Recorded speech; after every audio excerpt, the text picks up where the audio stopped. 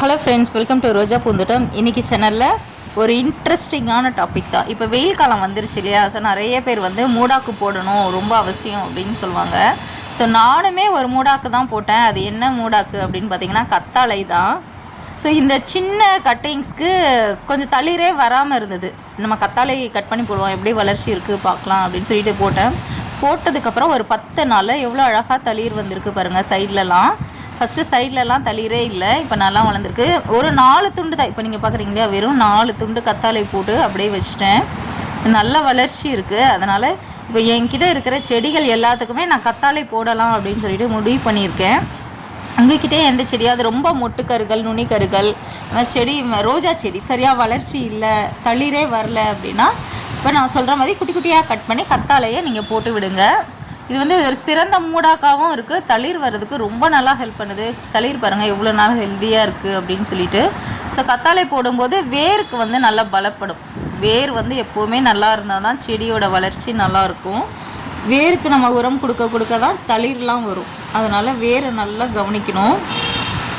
இப்போ நான் கத்தாழை போட்டேன் இல்லையா, இதே மாதிரி தான் இந்த சின்ன கட்டிங்ஸ் ஒன்று இருந்தது என்கிட்ட. ஸோ இந்த கட்டிங்ஸ்க்கும் நான் கத்தாழை போட்டிருக்கேன். பாருங்கள் எவ்வளோ நிறையா போட்டிருக்கேன் அப்படின்னு சொல்லிட்டு குட்டி குட்டியாக கட் பண்ணி போட்டிருக்கேன். சின்ன கவரில் தான் இருக்குது. ஸோ அதுக்குமே சின்னதாக தளிரும் வந்துருச்சு. ஸோ இதோட வளர்ச்சிலாம் எப்படி இருக்குது அப்படின்னு சொல்லிட்டு நான் அடுத்த வாரம் ஒரு வீடியோவாக நான் போடுறேன் கண்டிப்பாக. நீங்கள் கட்டிங்ஸ்லாம் இனிமேல் வச்சா வராது. ஏன்னா இது வெயில் ஆரம்பிச்சிருச்சு. இது நான் போன மாதம் லாஸ்ட்டில் வச்ச கட்டிங்ஸ் தான், பிப்ரவரி மாதம் வச்ச கட்டிங்ஸ் தான் அது. ஸோ இந்த கட்டிங்ஸ் ஜனவரி மாதம் வச்சேன், இந்த பன்னீர் ரோஸ் கட்டிங்ஸ். அது இப்போ தான் வேர் பிடிச்சி நல்லா வளர ஆரம்பிச்சிருக்கு. ஸோ எப்படி கட் பண்ணணும்னு நான் சொல்கிறேன். ஃபஸ்ட்டு அந்த சைடில் உள்ள முள்ளெல்லாம் எடுக்கணும்னு அவசியம் இல்லை. இங்கே பாருங்கள், நல்லா கீர்ன மாதிரி சின்ன சின்னதாக கட் பண்ணியிருக்கேன் இல்லையா. கட் பண்ணிவிட்டு அதுக்கப்புறம் நம்ம சாதாரணமாக கட் பண்ணோன்னா நல்லா க்யூப் சைஸில் குட்டி குட்டியாக கிடச்சிரும். இதை தான் அப்படியே நம்ம தொட்டிகளுக்கு மேலே போட போகிறோம். எதுக்காக இவ்வளோ குட்டி குட்டியாக வெட்டணும், பெருசாக போட்டால் என்ன அப்படிலாம் கேட்காதீங்க. பெருசாக போட்டோம் அப்படின்னா அந்த ஜெல் நமக்கு கம்மியாக தான் கிடைக்கும். அந்த ஜெல் மாதிரி இருக்கணும், கொல கொலன்னு இருக்கணும். அதுதான் வேருக்கு போய் நமக்கு சீக்கிரமாக ஒரு வளர்ச்சியை கொடுக்கும். அதனால தான் சின்ன சின்னதாக கட் பண்ணி போட்டால் கொஞ்சம் பவர் அதிகமாக இருக்குது. இப்போ பாருங்கள் எவ்வளோ ஜெல் மாதிரி தெரியுதா உங்களுக்கு. ஸோ அதனால தான் சின்ன சின்னதாக வெட்டி போடுங்கன்றேன், பெருசாக போடக்கூடாது. இப்படி போட்டால் தான் நல்ல ஒரு ரிசல்ட் கிடைக்கும். இல்லை நீங்கள் மிக்சியில் கூட அரைக்கலாம், நல்லா ஃபைன் பேஸ்ட்டாக அரைச்சிட்டு கூட நீங்கள் இந்த மாதிரி போட்டு விடலாம்.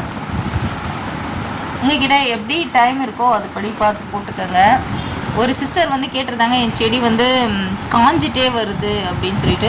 ஸோ அவங்களுக்கு நான் ரிப்ளை பண்ணியிருந்தேன், மேலேருந்து காயுதா அடியிலேருந்து காயுதா அப்படின்னு சொன்னேன். அவங்க பதிலே போடலை. ஸோ எப்படி செடி காய்ஞ்சாலுமே கத்தாழை இந்த மாதிரி போட்டு விடுங்க, செடி நல்லா வளர்ந்துடும்.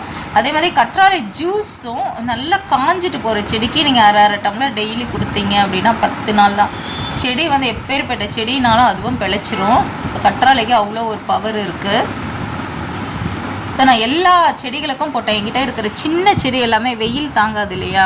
ஸோ இதெல்லாமே ஹைப்ரிட் தான், எல்லாமே கட்டிங்ஸில் வச்சது. இந்த தடவை நல்லா 7 days காஷ்மீர் ரோஸ் அந்த மாதிரி ஹைப்ரிட் செடி தான் நிறைய வச்சேன், ஃபேரி ரோஸ் அப்படின்னு சொல்லிட்டு. ஸோ அந்த மாதிரி செடியெல்லாம் வாடக்கூடாதுன்றதுக்காக இப்போ எல்லா தொட்டிலையுமே நான் குட்டி குட்டியாக போட ஆரம்பிச்சிட்டேன். இந்த சின்ன சின்னதாக வெட்டி போட்டிருக்கேன். ஸோ இது நல்ல ரிசல்ட் தருது. அதே மாதிரி வெங்காயத்தோல் இருக்கு இல்லையா, அதை ஊற வச்சுட்டு அந்த தண்ணியை நீங்கள் அடிக்கடி செடிங்களுக்கு கொடுத்துட்டு வாங்க. அந்த தண்ணி நம்ம கொடுக்கும்போது செடிகளோட வளர்ச்சி நல்லாயிருக்கும், தளிர் வேகமாக வரும். வெங்காயத்தோலுக்குமே மூடாக்கு நீங்கள் மற்ற இதில் போடுறத விட இந்த மாதிரி கத்தாழையில் மூடாக்கு போடுங்க. ஸோ நான் இதுக்கு முன்னாடியே சொல்லியிருப்பேன், ரோஜா செடி வாங்கினீங்க அப்படின்னா கண்டிப்பாக கத்தாழை வளங்க உங்களுக்கு நல்லா ஹெல்ப் பண்ணுவோன்னு சொல்லிட்டு. ஸோ இந்த சம்மர் டைமில் கண்டிப்பாக இந்த கற்றாழை ஒரு மிகச்சிறந்த பயன் தரும். ட்ரை பண்ணி பாருங்கள். நான் என்கிட்ட இருக்கிற எல்லா செடிங்களுக்கும் நான் போட்டு வச்சுருக்கேன். சின்ன செடி பெரிய செடி எதுவுமே பாகுபாடு பார்க்கல. இந்த சம்மர் தாங்கி வளரணும்னா ஒரு 3 மாதத்துக்கு நம்ம செடிகளை ரொம்ப கவனமாக பார்த்துக்கணும்.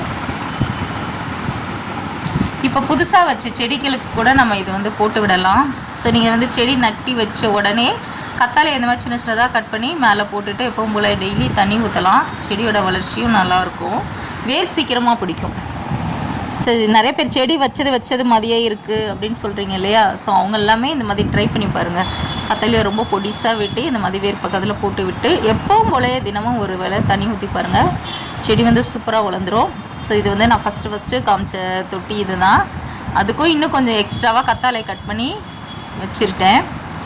ஓகே ஃப்ரெண்ட்ஸ், இந்த வீடியோ உங்கள் அனைவருக்கும் பயனுள்ளதாக இருக்கும். கண்டிப்பாக பிடிச்சிருக்கோம். லைக் பண்ணுங்கள், ஷேர் பண்ணுங்கள், மறக்காமல் ரோஜா பூந்தோட்டம் சப்ஸ்கிரைப் பண்ணுங்கள். Thank you friends.